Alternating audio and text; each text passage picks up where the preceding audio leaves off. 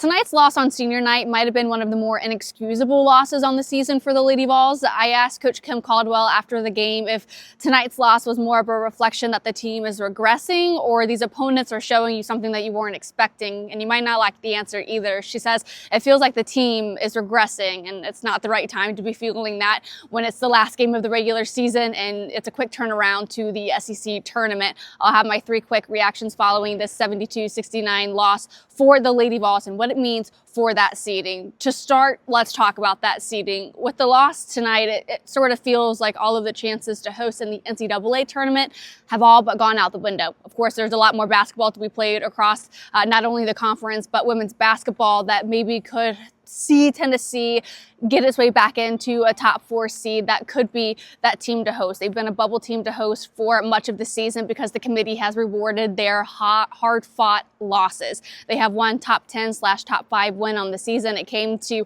UConn in a historic rivalry. Other than that, they've been, 1 or 2 possession closest in these other top 10 losses. That's kept them as a bubble team to host. The committee has rewarded that effort. These last 2 games, specifically in that top 15 showdown against Kentucky, we did not see any effort. Tonight, there was a little bit more effort. We talked about in the post game that if there is a team that could bounce back, you would assume or suspect that it would be Tennessee. We saw some of that fight come back later in the game, but it was a cold start for the Lady Vols. They just eked out double digits to not have their 3rd single-digit quarter in SEC play, but you might as well just say that it was. Then when you look more immediately to the SEC tournament, the best seeding that they could now get is 8 or 9. And that depends on what Vanderbilt and Missouri and what those teams will do later this afternoon.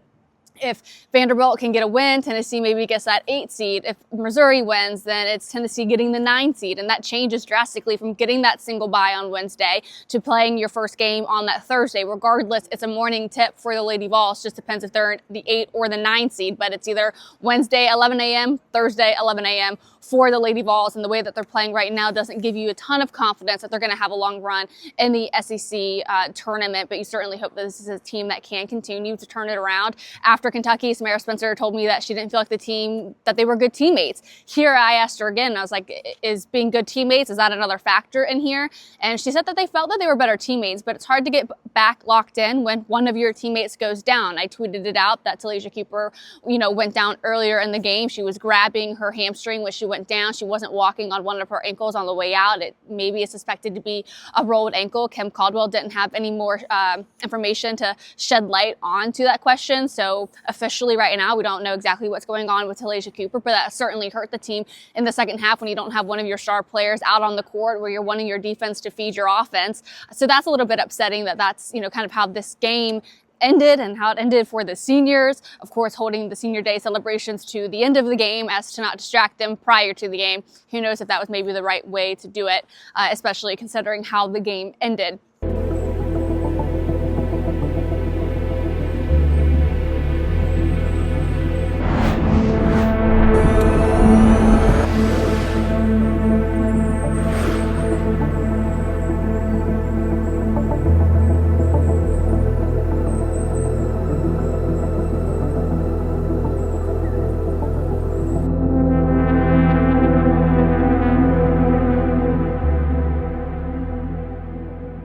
When we look to specifically in the game, now that we know maybe what the seeding will look like for the SEC tournament, and then really that bubble seems to have popped for the Lady Vols when it comes to hosting in the NCAA tournament. Scoring droughts was a huge thing in the 3rd quarter. Kim Caldwell said that she liked the effort, but 14 of the 20 points came on free throws. Latham, Boyd, and Spearman were the only players to get field goal points in that 3rd quarter. They went 3 of 12 there. There were a number of times that there were plenty of scoring droughts. Maybe what she liked in that moment was they were at least converting on offense, like getting possessions on offense and at least getting to the rack, and it was just kind of rimming out every single time. But those really are just like the 2 main things to really look at. This team has to have a lot more focus. I guess you could say that's the 3rd point. I sound like a broken record half of the time, talking about some of these things. They did get closer to 15, or they did have 15 turnovers. The goal is 12, so let's talk about a positive. They did get there. Jewel Spear did have another double-digit performance, 20+. See, Spearman looked great.